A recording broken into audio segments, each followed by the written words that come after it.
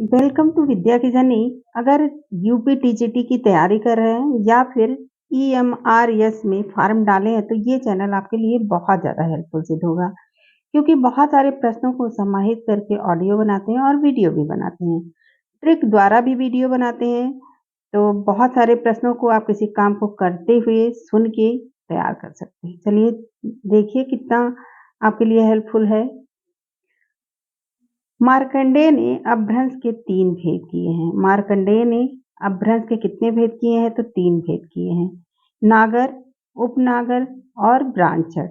नागर को गुजराती भाषा, उपनागर को राजस्थानी भाषा और ब्राह्मण को सिंधी भाषा भी कह सकते हैं। हिंदी में किसी शब्द के मूलतः 2 रूप बनते हैं। हिंदी में किसी शब्द के कितने रूप बनते हैं? तो 2 रूप बनते हैं, एक स्वर और एक व्यंजन। नेक्स्ट है, बघेली बोली को अवधी की दक्षिणी शाखा कहा है किसने? तो भोलानाथ तिवारी ने कहा है। बघेली बोली को अवधी की दक्षिणी शाखा कहा है भोलानाथ तिवारी ने। खसखुरा या गुरखाली भाषा है नेपाल की राजभाषा। खसखुरा या गुरखाली भाषा है नेपाल की, यह राजभाषा है, नेपाल की राजभाषा। नेक्स्ट है, ध्रुपद गायन का संबंध है ब्रज भाषा से। ध्रुपद गायन का संबंध किससे है? तो ब्रज भाषा से है। ध्रुपद गायन का संबंध ब्रज भाषा से है। राजभाषा अधिनियम निर्मित हुआ 1976 ईस्वी में। राजभाषा अधिनियम निर्मित कब हुआ? तो 1976 ईस्वी में हुआ। अवधी भाषा की प्राचीनतम कृति है चंदायन। अवधी भाषा की प्राचीनतम कृति कौन सी है? तो चंदायन है, जिसका समय है 1379 ईस्वी और यह मुल्ला दाऊद की रचना है। अवधी भाषा की रचना है और यह प्राचीनतम कृति है चंदायन और यह मुल्ला दाऊद की रचना है और समय है 1379 ईस्वी।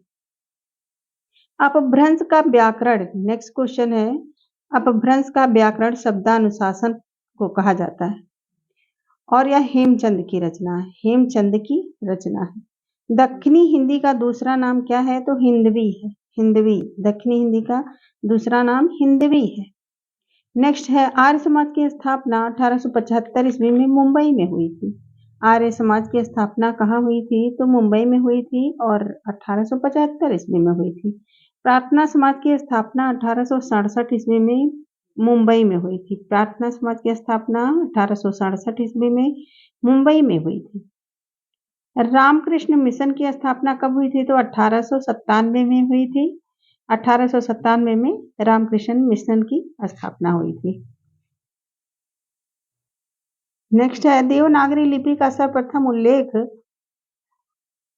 जयभट्ट के शिलालेख में मिलता है। देवनागरी लिपि का सर्वप्रथम उल्लेख कहाँ मिलता है? तो जयभट्ट के शिलालेख में मिलता है। अपभ्रंश भाषा का प्राचीनतम प्रयोग जैन साहित्य में हुआ है।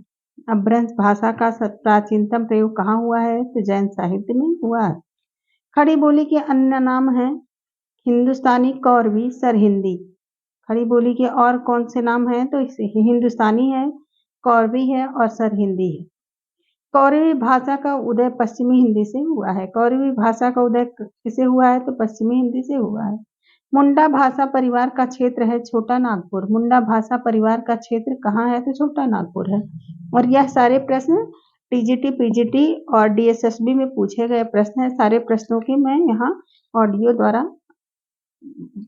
बना रही हूँ, जो बहुत आसान तरीके से आप किसी काम को करते हुए याद कर सकते हैं। तो मुंडा भाषा परिवार का क्षेत्र है छोटा नागपुर।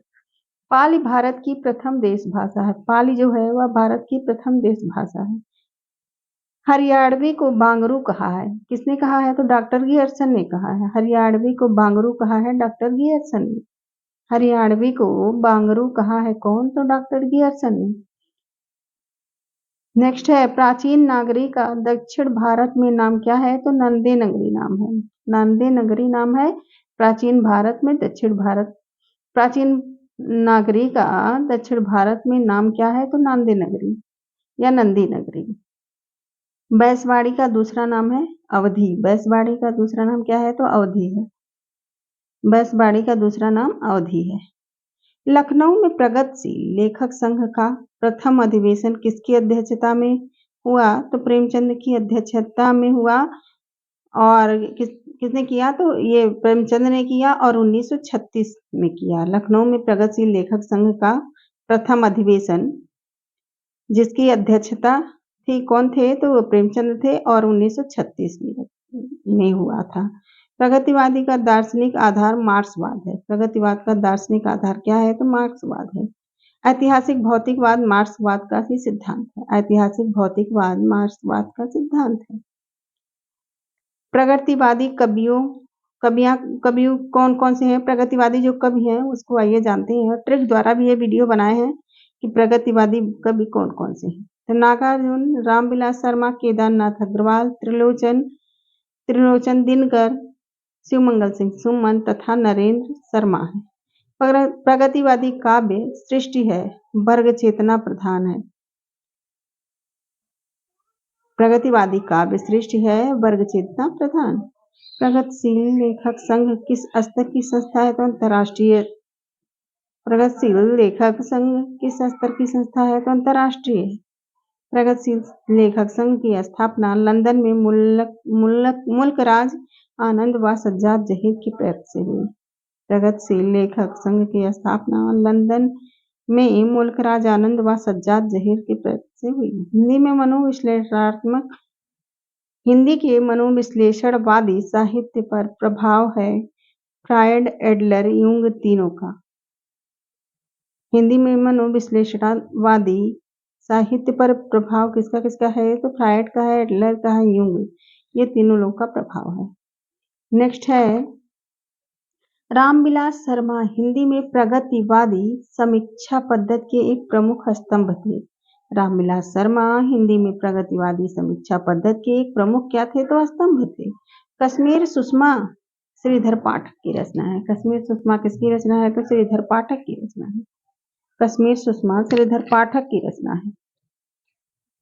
नेक्स्ट है लाक्षणिक पदावली का प्रयोग खड़ी बोली में छायावाद युग में हुआ। लाक्षणिक पदावली का प्रयोग खड़ी बोली में छायावाद युग में हुआ।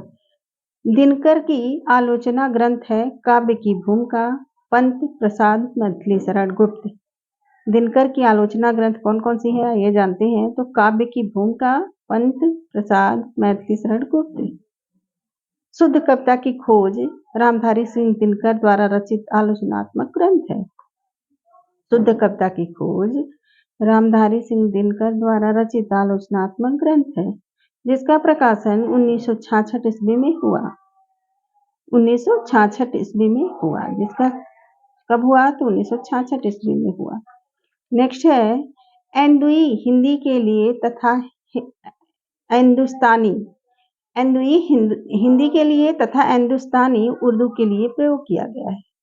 एंदुई हिंदी के लिए तथा हिंदुस्तानी। गारसद तासी के ग्रंथ में कुल 738 कवि हैं। 738 कवि हैं, जिसमें हिंदी के 72 कवि और उर्दू के 666 कवि हैं। जिसमें हिंदी के 72 कवि और उर्दू के 666 कवि हैं। नेक्स्ट है चित्त के स्थिर मनोविकार होते हैं अस्थाई भाव। चित्त के स्थिर मनोविकार जो होते हैं वो क्या होते हैं, तो अस्थाई भाव होते हैं। हिंदी में मनोविकार संबंधी निबंध चिंतामणि रचना में संकलित है। हिंदी में मनोविकार संबंधी निबंध चिंतामणि रचना में संकलित है। नेक्स्ट है देवदास निबंध सांस्कृतिक निबंध है। देवदास निबंध कैसा निबंध है, तो सांस्कृतिक निबंध है। चिंतामणि में कुल 17 निबंध संकलित हैं। चिंतामणि में कुल कितने निबंध संकलित हैं, तो 17 निबंध संकलित हैं। चिंतामणि में भाव या मनोविकार संबंध निबंध है कितने, तो 10। अगर मनोविकार पूछे तो 17 है और भाव और मनोविकार दोनों पूछे तो 10 है। कजरी वन में राजहंस निबंधकार के रचनाकार कौन है, तो कुबेरनाथ राय। कुबेरनाथ राय हैं कजरी वन में राजहंस निबंधकार।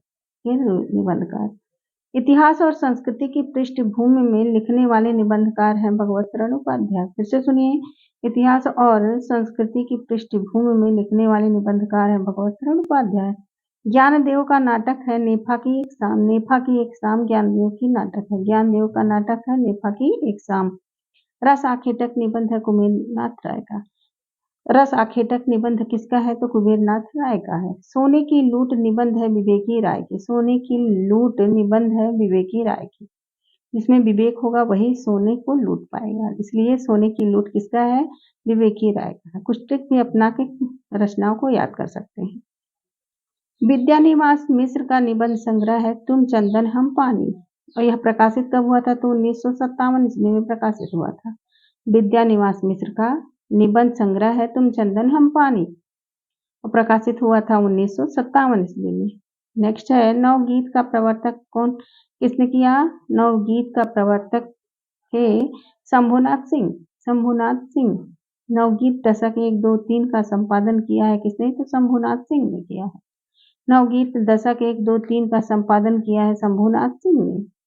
रसगंधर्व और बुलबुल सराय मणिमधुकर की रचना है। रसगंधर्व और बुलबुल सराय मणिमधुकर की रचना है। मेरी दैनिकी का एक पृष्ठ के निबंधकार कौन है तो बाबू गुलाब राय है। पगडंडियों का जमाना निबंध किसकी है तो हरिशंकर परसाई की है। पगडंडियों का जमाना किसका है तो हरिशंकर परसाई का है। मेरी दैनिकी का एक पृष्ठ यह निबंध किसकी है तो बाबू गुलाब राय की है। नेक्स्ट है भारतेंदु हरिश्चंद्र निबंध है आचार्य रामचंद्र शुक्ल का। भारतेंदु हरिश्चंद्र निबंध किसका है तो आचार्य रामचंद्र शुक्ल का है। नेक्स्ट है ज्ञानपीठ पुरस्कार। ज्ञानपीठ पुरस्कार साहित्य जगत का सर्वाधिक सम्मानित पुरस्कार है। ज्ञानपीठ पुरस्कार साहित्य जगत का सर्वाधिक सम्मानित पुरस्कार है। इसकी स्थापना टाइम्स ऑफ इंडिया समाचार पत्र के संस्थापक साहू जैन परिवार द्वारा वर्ष 1961 में की गई। ध्यान से सुनिए, ज्ञानपीठ पुरस्कार साहित्य जगत का सर्वाधिक सम्मानित पुरस्कार है और इसकी स्थापना टाइम्स ऑफ इंडिया समाचार पत्र के संस्थापक साहू जैन परिवार पूरा नाम साहू शांति प्रसाद जैन द्वारा वर्ष 1961 में की गई। इस पुरस्कार को सर्वप्रथम वर्ष 1965 में मलयालम लेखक जी शंकर कुरूप को इनकी साहित्यिक कृति उत्कुशल के लिए दिया गया। नेक्स्ट है ज्ञानपीठ पुरस्कार पाने वाली प्रथम महिला लेखिका आशापूर्णा देवी थी। ज्ञानपीठ पुरस्कार पाने वाली प्रथम महिला बंगाली लेखिका कौन थी तो आशापूर्णा देवी थी। इन्हें यह पुरस्कार 1976 ईस्वी में प्राप्त हुआ। वर्ष 2013 का केदारनाथ सिंह को हिंदी साहित्य के लिए ज्ञानपीठ पुरस्कार प्रदान किया गया है। वर्ष 2017 का ज्ञानपीठ पुरस्कार हिंदी लेखिका कृष्णा सोबती को प्रदान किया गया। 2017 का ज्ञानपीठ पुरस्कार हिंदी लेखिका कृष्णा सोबती को प्रदान किया गया। वर्ष 2013 का केदारनाथ सिंह को हिंदी साहित्य के लिए ज्ञानपीठ पुरस्कार प्रदान किया गया। नरेश मेहता को ज्ञानपीठ पुरस्कार किस रचना पर प्राप्त हुआ था तो संपूर्ण रचना पर इनको ज्ञानपीठ पुरस्कार दिया गया था। नेक्स्ट है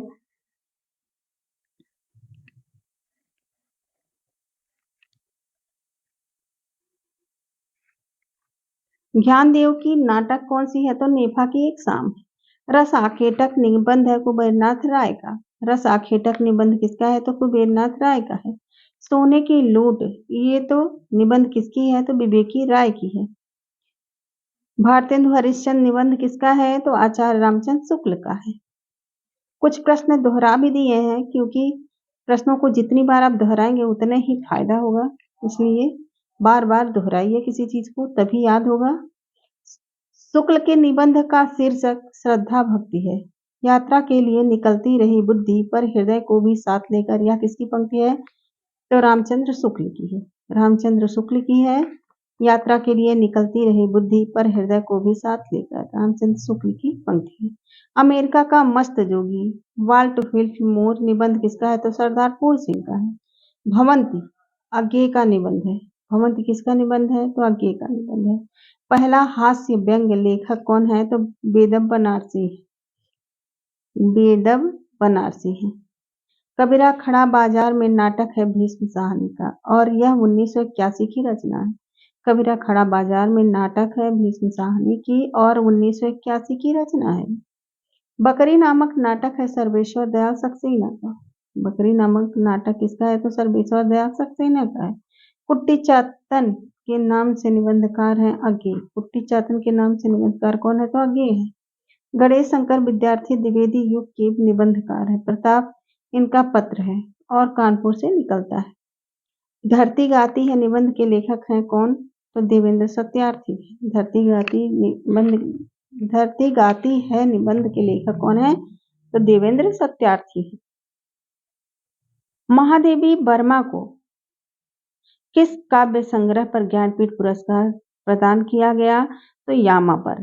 यामा यह काव्य संग्रह है और इस पे इन्हें ज्ञानपीठ पुरस्कार प्रदान किया गया। नेक्स्ट है ज्ञानपीठ पुरस्कार से सम्मानित कौन रचनाकार नहीं है।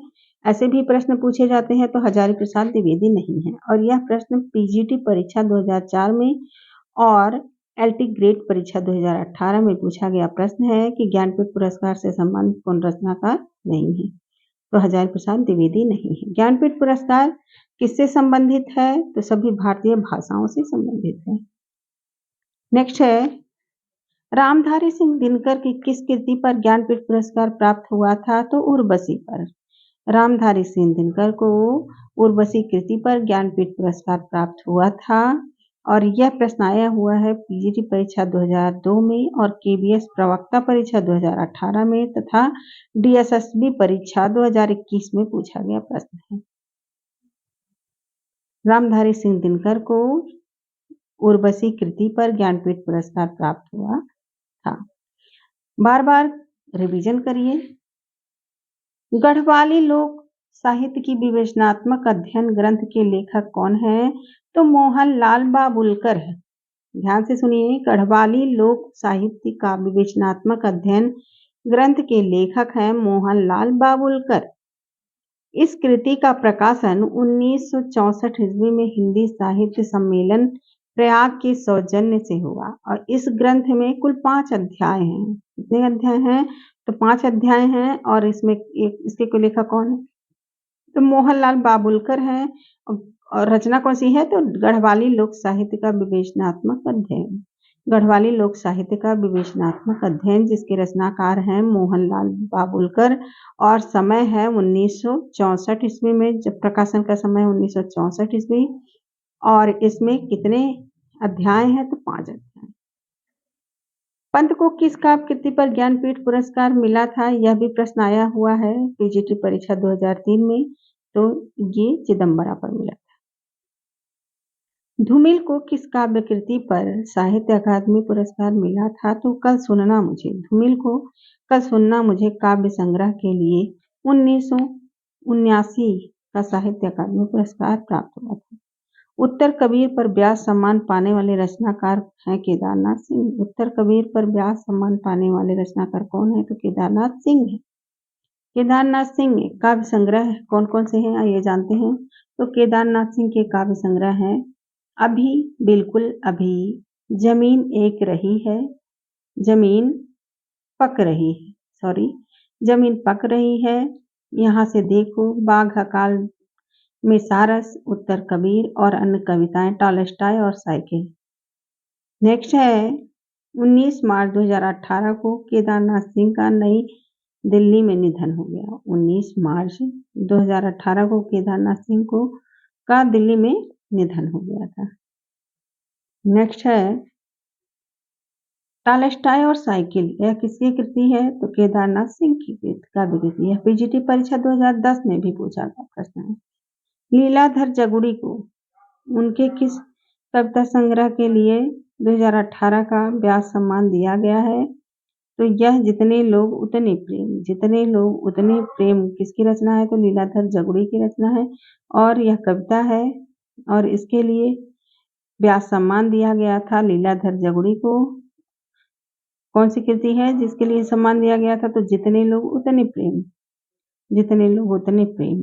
व्यास सम्मान साहित्य में दिया जाने वाला ज्ञानपीठ के बाद दूसरा सबसे बड़ा साहित्यिक पुरस्कार। व्यास सम्मान भारतीय साहित्य में दिया जाने वाला ज्ञानपीठ के बाद दूसरा सबसे बड़ा साहित्यिक पुरस्कार है। इसकी शुरुआत 1991 ईस्वी में हुई।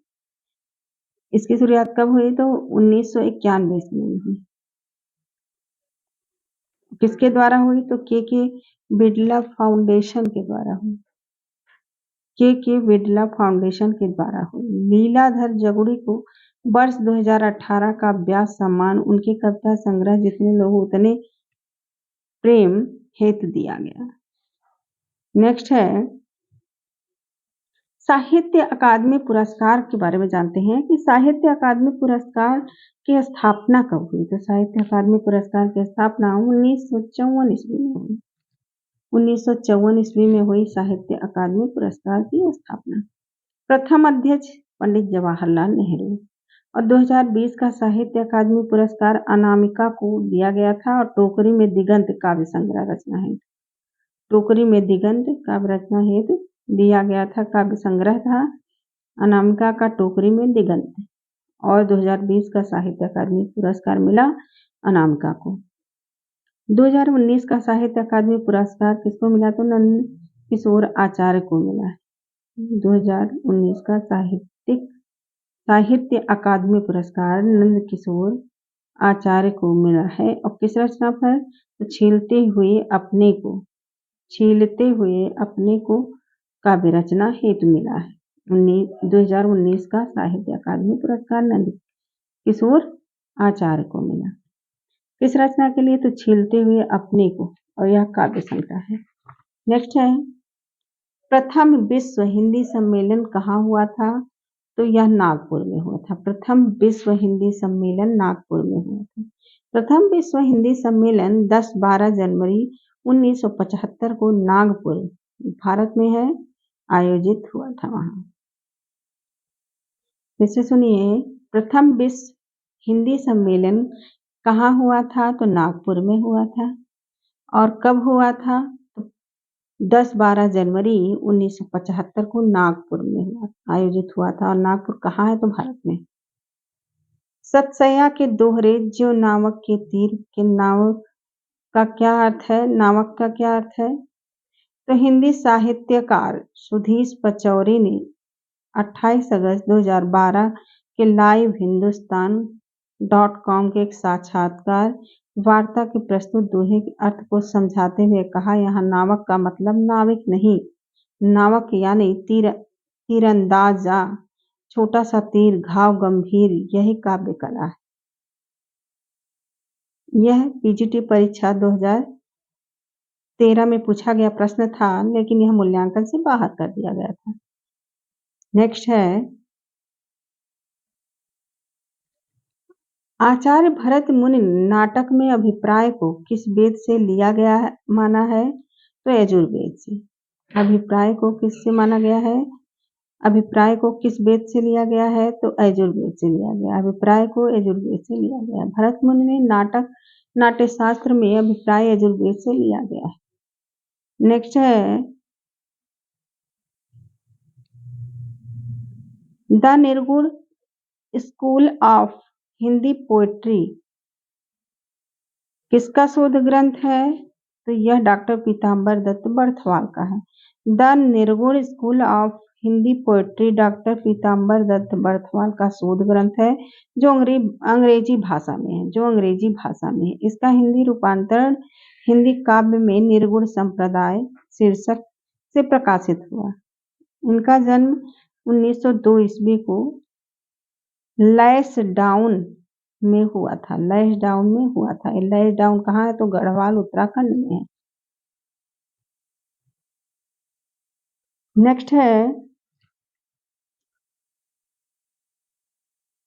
सुतपुत्र नाटक डॉक्टर गंगा सहाय प्रेमी का है। यह एनसीईआरटी बुक जो 11 का बुक है उससे कुछ प्रश्नों को लिए हैं, तो एनसीईआरटी बुक से है। और 11-12 के जो प्रश्न हैं उसको भी अगर अच्छे से तैयार कर लेते हैं तो वही सब पेपर में आएगा। तो सुतपुत्र नाटक डॉक्टर गंगा साहेब प्रेमी का है।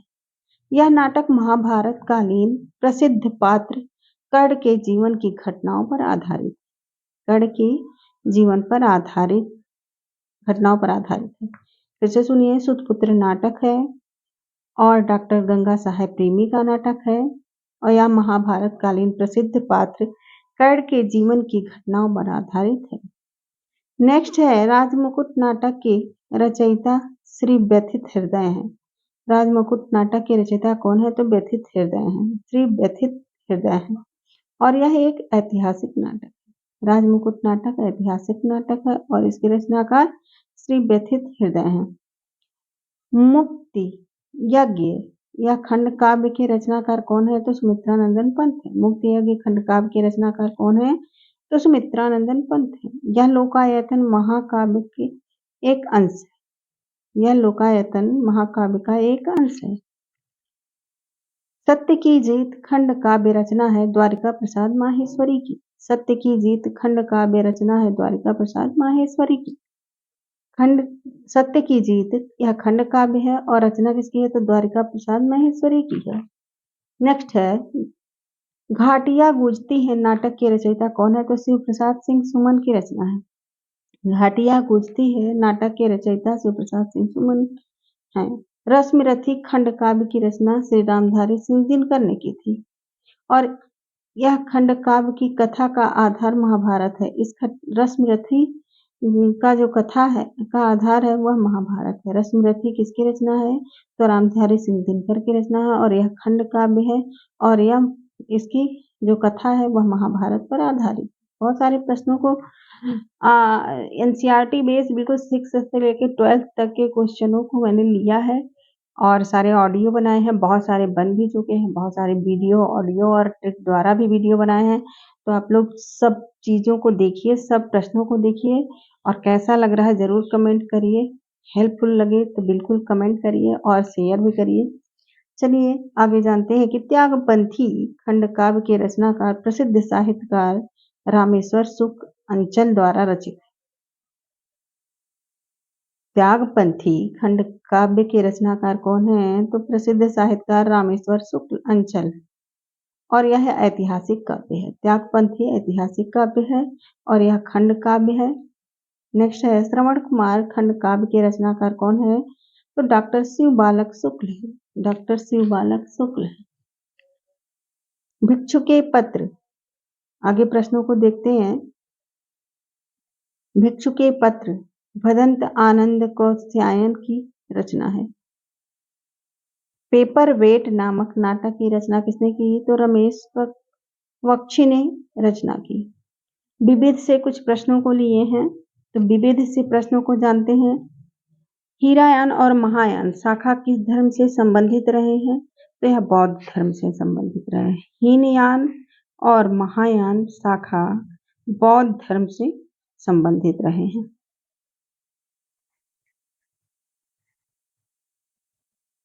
इतिहास के प्रति भारतीय दृष्टिकोण प्रायः अध्यात्म परक है। सुरति से आशय है ध्यान। सुरति से आशय क्या है? ध्यान है और यह पीजीटी परीक्षा 2015 में पूछा गया प्रश्न है कि सूरत से आशय है या सूरत से आशय क्या है? तो ध्यान। सूरत। नेक्स्ट है, इसूरी किस बोली के लोक कवि हैं? तो यह बुंदेली बोली के लोक कवि है इसूरी। वासुदेव शरण अग्रवाल के निबंध संग्रह कुछ इस प्रकार है। पृथ्वी पुत्र है, कल्पलता है और कला और संस्कृति है, भारत की एकता है। पृथ्वी पुत्र, कल्पलता, कला और संस्कृति, भारत की एकता। नेक्स्ट है, वासुदेव शरण अग्रवाल जायसीकृत पद्मावत का महाकाव्य की संजीवनी व्याख्या भी किया है। वासुदेव शरण अग्रवाल जी ने जायसीकृत पद्मावत महाकाव्य की संजीवनी व्याख्या भी किया है। नेक्स्ट है,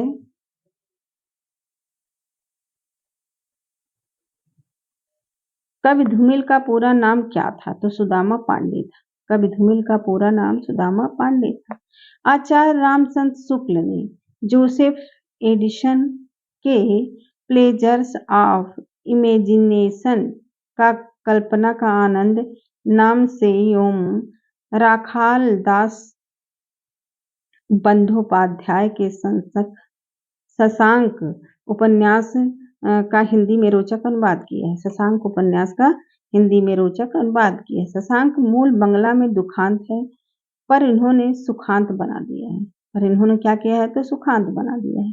नेक्स्ट है मुंशी प्रेमचंद, जिनका वास्तविक नाम धनपत राय था, का जन्म 31 जुलाई 1880 को वाराणसी के निकट लम्ही ग्राम में हुआ था।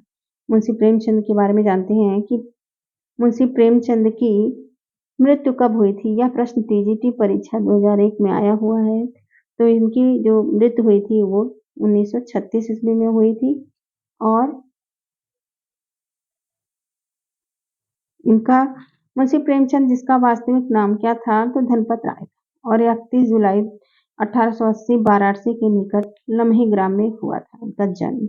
इनके पिता का नाम अजायब राय था। क्या था? अजायब राय था। इनका निधन 8 अक्टूबर 1936 को हुआ था। मुंशी प्रेमचंद प्रारंभ में नवाब राय के नाम से अपनी रचनाएं उर्दू में लिखते थे। इसके नाम से तो प्रेमचंद नवाब राय नाम से लिखते थे उर्दू में रचनाएं अपनी। प्रेमचंद नाम जमाना पत्र में संपादक मुंशी दया नारायण निगम द्वारा किया गया था। प्रेमचंद उपनाम इन्हें प्रथम 5 कहानियों के संग्रह सोजे वतन के बाद मिला था। सोजे वतन के बाद इनका नाम प्रेमचंद मिला था। गोदान इनकी समस्त रचनाओं में सर्वाधिक प्रसिद्ध हुई। कफन इनकी अंतिम कहानी मानी जाती है। कफन प्रेमचंद की अंतिम कहानी मानी जाती है। प्रेमचंद को उपन्यास सम्राट की उपाधि भी दी गई। प्रेमचंद को उपन्यास सम्राट की उपाधि दी गई। नेक्स्ट है विद्यानिवास मिश्र भ्रमरानंद उपनाम से भी रचनाएं करते थे। भ्रमरानंद उपनाम से लिखा करते थे कौन? तो विद्यानिवास मिश्र। यह प्रश्न आया हुआ है पीजीटी परीक्षा 2015 में। 2015 में यह पूछा गया प्रश्न।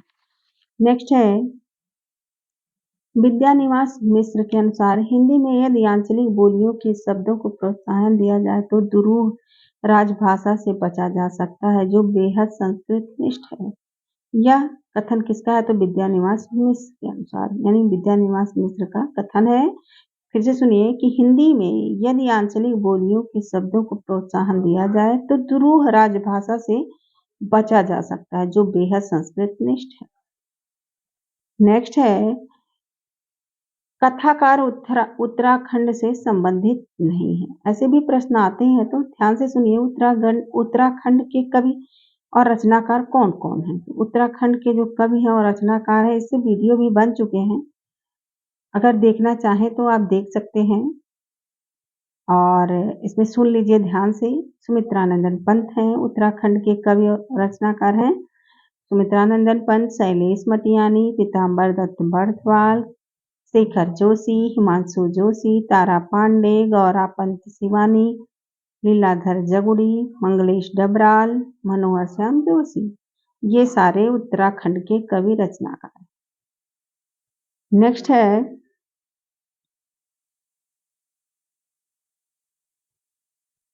बीथी क्या है? यह भी प्रश्न आया हुआ है। बीथी से प्रश्नों को मैंने बनाया है तो उससे भी देख लीजिए, बहुत आसानी से और ट्रिक द्वारा भी मैंने बनाया है वीडियो।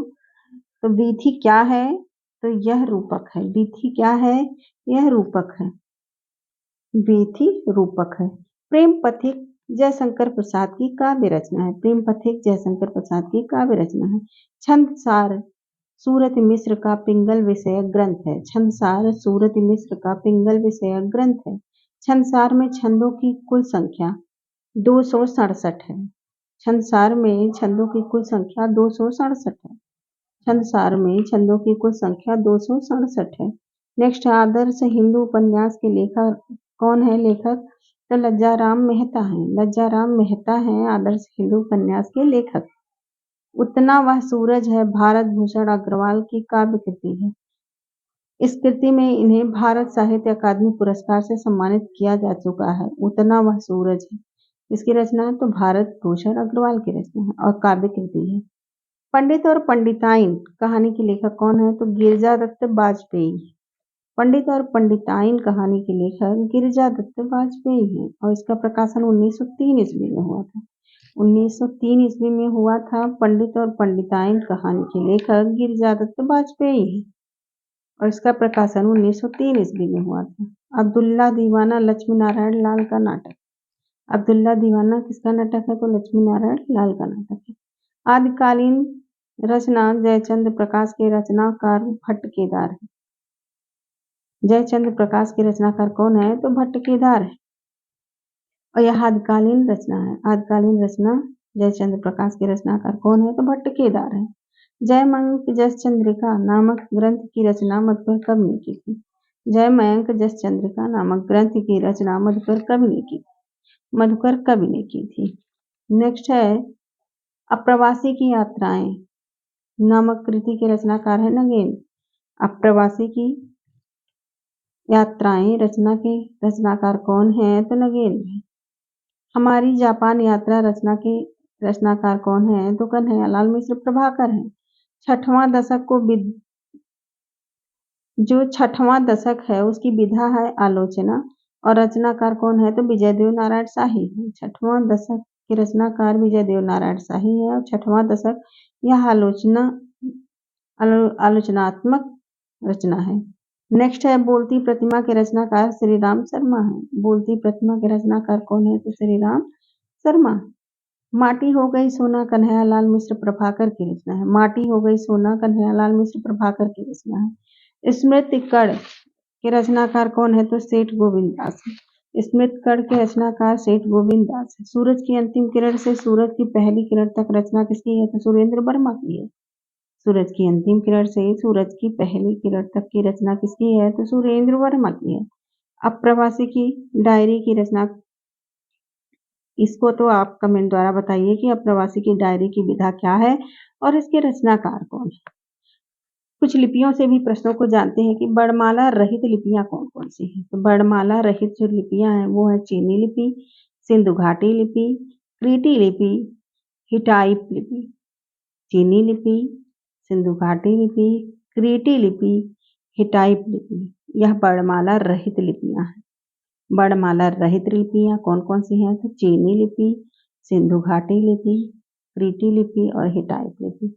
देवनागरी लिपि की विशेषताओं को जानते हैं तो देवनागरी लिपि की विशेषता है कि सर्वाधिक या वैज्ञानिक लिपि का होना, सर्वाधिक वैज्ञानिक लिपि का होना तथा एक ही ध्वनि के लिए एक ही प्रतीक होना, ये देवनागरी लिपि की विशेषताएं हैं।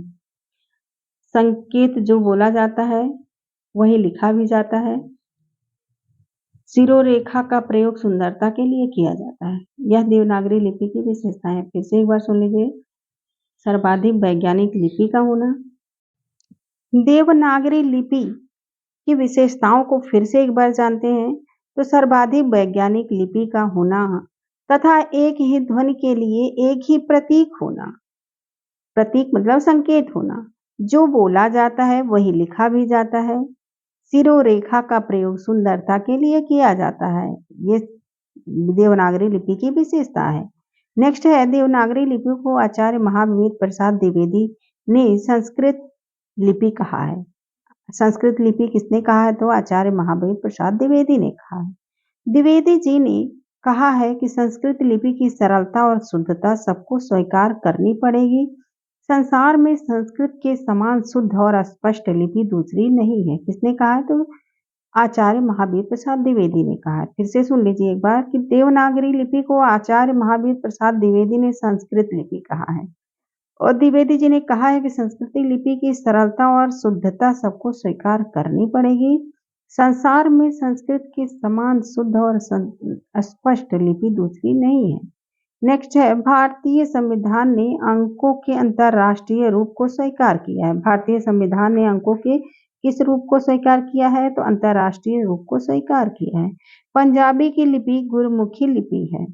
पंजाबी की लिपि क्या है तो गुरमुखी लिपि है और यह जो पंजाबी लिपि है वह 5 आबों यानी उसका तात्पर्य है कि नदियों से है, जो 5 नदियों से, आबों का तात्पर्य है नदियों से। तो 5 नदियां कौन कौन सी हैं?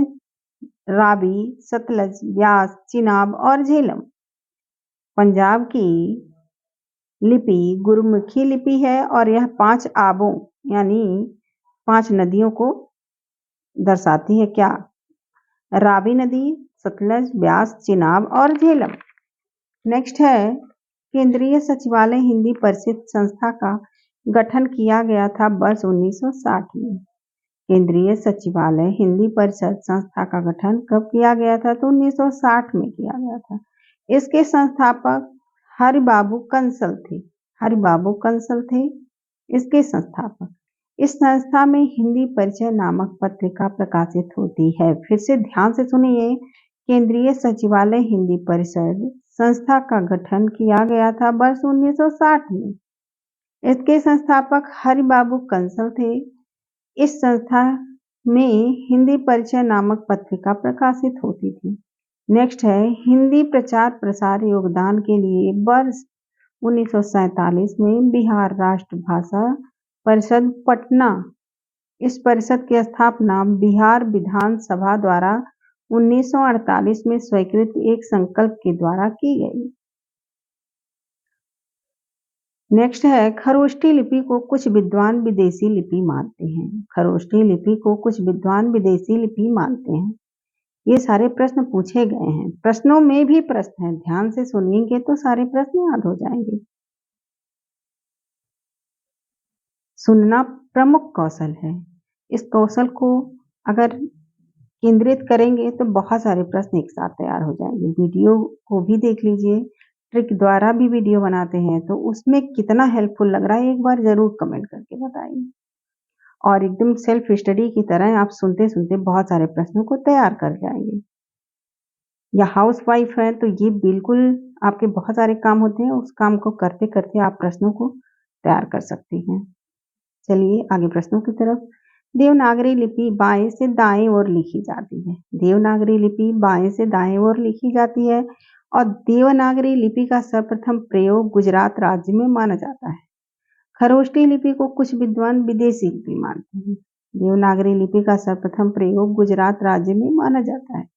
देवनागरी लिपि बाएं से दाएं ओर लिखी जाती है। लिपियों का जो सही क्रम है उसको भी जान लीजिए कि चित्र लिपि, सूत्र लिपि, प्रतीकात्मक लिपि, भावमूलक लिपि। ये प्रश्न आया हुआ है, चित्र लिपि, सूत्र लिपि, प्रतीकात्मक लिपि, भावमूलक लिपि। नेक्स्ट है, अलंकारों को काव्य की आत्मा माना है किसने? तो भामह ने माना है। अलंकारों को काव्य की आत्मा भामह ने माना है। अलंकारों के पोषक आचार्य कौन है? तो दंडी है। अलंकारों के पोषक आचार्य दंडी है, लेकिन अलंकारों को काव्य की आत्मा माना है भामह ने। अलंकारवादी आचार्य कौन कौन से हैं? तो उद्भट, दंडी, भामह और वामन है। अलंकारवादी आचार्य उद्भट, दंडी, वामन और भामह है। नेक्स्ट है, काव्य की आत्मा गुणों को माना है किसने? तो आचार्य मम्मट ने माना है। काव्य की आत्मा गुणों को माना है आचार्य मम्मट ने। अलंकार रहित विधेव सरस्वती कथन किसका है? कहाँ संकलित है? अलंकार रहिता विधेव सरस्वती, यह कथन कहाँ संकलित है? तो अग्निपुराण में। मतलब आभूषणों से रहित माँ सरस्वती भी विधवा के समान लगती हैं, ये कहाँ वर्णित है? तो अग्निपुराण में वर्णित है। नेक्स्ट है, रसों की काव्य का आंतरिक उपकरण मानने वाले कौन है? तो आचार्य रामचंद्र शुक्ल हैं। आचार्य रामचंद्र शुक्ल हैं। रसों को काव्य का आंतरिक उपकरण मानने वाले हैं रामचंद्र शुक्ल। प्रसाद गुण का विरोधी गुण है ओज। कांति को नया गुण स्वीकार किया है किसने? तो वामन ने। न कांतामपि विभूषम विभाति वनिता मुखम, यह कथन किसका है? तो भामह का है। यह कथन भामह का है। ध्वनि संप्रदाय के आचार्य कौन है? तो मम्मट है। ध्वनि संप्रदाय के आचार्य मम्मट है। काव्य के विशिष्ट तत्व के रूप में ध्वनि का सर्वप्रथम प्रयोग आनंदवर्धन ने किया था।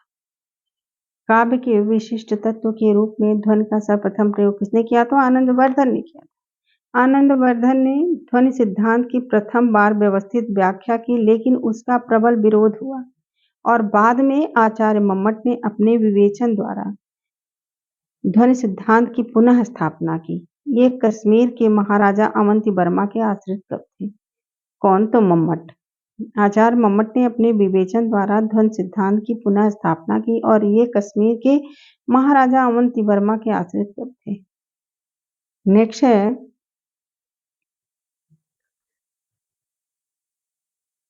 विशेष रूप से जो भाव को प्रकट करते हैं उन्हें कहते हैं विभाव। विशेष रूप से जो भाव को प्रकट करते हैं उन्हें क्या कहते हैं? तो विभाव कहते हैं।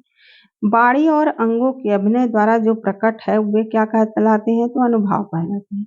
बाणी और अंगों के अभिनय द्वारा जो प्रकट होते हैं वे अनुभाव कहलाते हैं। वामन ने दो प्रकार के गुण माने हैं, शब्द गुण और अर्थ गुण। वामन ने कितने प्रकार के गुण माने हैं? तो दो प्रकार के गुण माने हैं, शब्द गुण और अर्थ गुण। शब्द गुण 10 होते हैं और अर्थ गुण भी 10 होते हैं। तो वामन ने पूरे गुण कितने माने हैं? तो 20 माने हैं। वामन ने 2 गुण बताए हैं और टोटल कितने हैं? तो 20 गुण है। लाटी रीति को स्वीकार करने वाले आचार्य हैं रुद्रट। लाटी रीति को स्वीकार करने वाले आचार्य कौन है? तो रुद्रट। लाटी रीति को मानने वाले रुद्रट। लाटी रीति प्रसाद गुण में प्रयुक्त होती है। लाटी रीति कहाँ प्रयुक्त होती है? तो प्रसाद गुण में प्रयुक्त होती है। गुण का संबंध है रीति सिद्धांत से। रीति संप्रदाय के प्रतिष्ठापक कौन है? तो वामन है। देव और भिखारी दास ने गुणों की संख्या 10 मानी। देव और भिखारी दास ने गुणों की संख्या कितनी मानी है? तो 10 मानी है। चित्त में तेज और स्फूर्ति संचार करता है ओज गुण। चित्त में तेज और स्फूर्ति संचार कौन करता है? तो ओज गुण करता है। नेक्स्ट है प्रसाद गुण लगभग सभी रसों में होता है। प्रसाद गुण कहाँ कहाँ होता है ये जानते हैं। गुण कहाँ कहाँ होते हैं? तो प्रसाद गुण लगभग सभी रसों में होता है। माधुर्य गुण श्रृंगार और करुण में होता है। ओज गुण वीर और रौद्र में होता है। प्रसाद गुण लगभग सभी रसों में होता है। माधुर्य गुण श्रृंगार और करुण में होता है। ओज गुण वीर और रौद्र में होता है। नेक्स्ट है सात्विक अनुभाव वे होते हैं जो स्वाभाविक रूप से उत्पन्न होते हैं। सात्विक अनुभाव वे होते हैं जिनके उत्पन्न होने से आश्रय को कोई यत्न नहीं करना पड़ता। इन्हें अंत्यज अनुभाव भी कहते हैं। इनकी संख्या 8 है।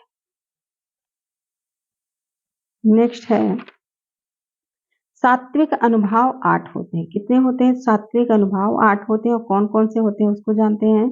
स्तंभ, रोमांच, स्तंभ, ध्यान से सुनिए और बिल्कुल क्रम से सुनिए। सात्विक अनुभाव 8 होते हैं। स्तंभ, स्वेद, रोमांच, स्वरभंग, प्रकंप जिसको बेपथु भी कहते हैं, बेपथु भी कहते हैं, वैपर्ण्य, रंगहीनता भी कहते हैं। वैपर्ण्य, वैवर्ण्य जिसको रंगहीनता कहते हैं, अश्रु और प्रलय, प्रलय को मूर्छा भी कह सकते हैं।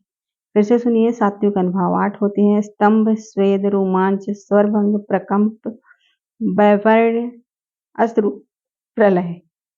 प्रकंप को बेपथ और वैवर्ण्य को रंगहीनता और प्रलय को मूर्छा भी कहते हैं।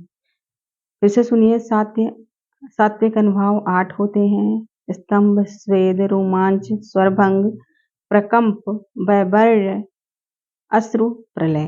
भाषा विज्ञान की दृष्टि में प्रयत्न लाघव का अर्थ उच्चारण की सुविधा है। इसे मुख सुख भी कहा जाता है। मुख सुख भी कहा जाता है।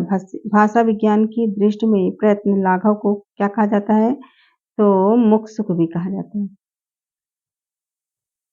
प्रयत्न लाघव यह उच्चारण की सुविधा है, इसे मुख सुख भी कहा जाता है। उपयोगितावाद काव्य प्रयोजन माना है किसने? ये तो महावीर प्रसाद द्विवेदी ने माना है। उपयोगितावाद काव्य प्रयोजन माना है महावीर प्रसाद द्विवेदी ने। आत्मानुभूति काव्य प्रयोजन माना है नंद दुलारे वाजपेयी ने। डॉक्टर नगेंद्र द्वारा दिया गया काव्य प्रयोजन है आत्मा अभिव्यक्ति।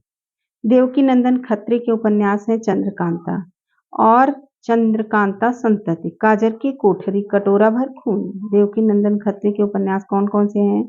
ध्यान से सुनिए, सारे याद हो जाएंगे। देवकी नंदन खत्री के उपन्यास है चंद्रकांता, चंद्रकांता संतति, काजर की कोठरी, कटोरा भर खून। देवकी नंदन खत्री के उपन्यास है। गोपाल राम गहमरी के उपन्यास है जासूस की भूल, सिरकटी लाश, गुप्त भेद।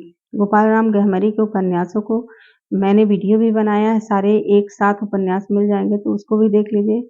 जैनेन्द्र की रचना है पाजेब, दो चिड़िया, वातायन, एक रात, नीलम देश की राजकन्या, जयसंध। जैनेन्द्र की रचना है पाजेब, दो चिड़िया, वातायन, एक रात, नीलम देश की राजकन्या, जयसंध। वैज्ञानिक शैली का तात्पर्य है वस्तुनिष्ठ शैली।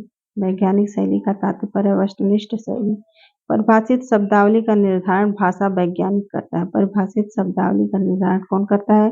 तो भाषा वैज्ञानिक करता है। मम्मट ने 6 काव्य प्रयोजन दिए हैं। मम्मट ने कितने काव्य प्रयोजन दिए हैं? तो 6 काव्य प्रयोजन दिए हैं।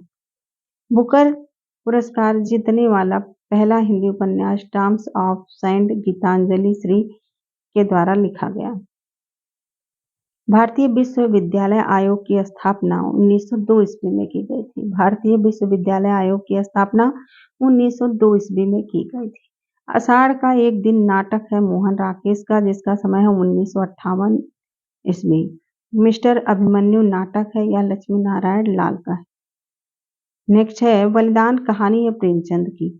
यह कक्षा 11 से प्रश्न बने हुए हैं। बलिदान कहानी प्रेमचंद की है और हिंदी साहित्य के कथा सम्राट मुंशी प्रेमचंद द्वारा लिखित बलिदान में गिरधारी किसान की कहानी है जो तत्कालीन ग्रामीण समाज में व्याप्त जमींदारी प्रथा का शिकार बन जाता है। नेक्स्ट है आन का मान नाटक है। यह भी कक्षा 11 से प्रश्न है। आन का मान नाटक है और यह किसका है? तो हरकृष्ण प्रेमी का नाटक और मुगल कालीन भारत के इतिहास पर आधारित यह नाटक है। कक्षा 11 से और भी प्रश्न हैं तो गरुड़ ध्वज नाटक है पंडित लक्ष्मी नारायण मिश्र का और यह ऐतिहासिक नाटक है। गरुड़ ध्वज नाटक है पंडित लक्ष्मी नारायण मिश्र का और यह ऐतिहासिक नाटक है। चित्रलेखा रचना भगवती चरण वर्मा की है। चित्रलेखा रचना भगवती चरण वर्मा की है। चित्ररेखा रचना किसकी है? तो रामकुमार वर्मा की है। चित्ररेखा रामकुमार वर्मा, चित्रलेखा भगवती चरण वर्मा। चित्रलेखा भगवती चरण वर्मा और चित्ररेखा रामकुमार वर्मा की रचना है। ख्याप उपन्यास के लेखक मनोहर श्याम जोशी हैं। ख्याप उपन्यास के लेखक मनोहर श्याम जोशी हैं और यह 2005 में साहित्य अकादमी पुरस्कार मिला था। चाक उपन्यास मैत्रेय पुष्पा की रचना है। चाक उपन्यास किसकी है? तो मैत्रेय पुष्पा की रचना है। जिप्सी किसकी रचना है? तो इलाचंद्र जोशी की रचना है। जिप्सी किसकी रचना है? तो इलाचंद्र जोशी की रचना है। हिंदी की प्रथम प्राचीनतम आत्मकथा है अर्धकथा और यह बनारसी दास जैन की है। ब्रज भाषा में है। 1841 की रचना है। ध्यान से सुनिए, हिंदी की प्रथम प्राचीनतम आत्मकथा है अर्धकथा और यह बनारसी दास जैन की कथा है, जैन की रचना है। ब्रज भाषा में है और 1841 की रचना है। नेक्स्ट है 8वां सर्ग नाटक विधा है और किसकी रचना है? तो सुरेंद्र वर्मा की रचना है और 1976 की रचना है। 1976 की रचना है। नेक्स्ट है तेंदुआ रचना मुद्रा राक्षस की है। तेंदुआ रचना किसकी है? तो मुद्रा राक्षस की रचना है। ध्रुव यात्रा कहानी जैनेन्द्र की है। ध्रुव यात्रा मनोवैज्ञानिक और मार्मिक कहानी है और यह कक्षा 11 से प्रश्न है कि ध्रुव यात्रा कहानी जैनेन्द्र की है। ध्रुव यात्रा मनोवैज्ञानिक और मार्मिक कहानी। नेक्स्ट है आकाशदीप कहानी जयशंकर प्रसाद की है। यह भी कक्षा 11 से है कि आकाशदीप कहानी जयशंकर प्रसाद की है। आकाशदीप आदर्श प्रेम पर आधारित कहानी। इस तरह बहुत सारे बुकों का निचोड़ और टीजीटी पीजीटी में पूछे गए प्रश्नों का निचोड़ से मिला के मैं ऑडियो बनाती हूँ और वीडियो भी बनाती हूँ। तो जरूर सारे लोग जुड़िए। कैसा लग रहा है कमेंट द्वारा बताइए। आप पूरा सुनिए, इसके लिए बहुत बहुत धन्यवाद। मिलते हैं नेक्स्ट वीडियो या ऑडियो में। Thank you so much.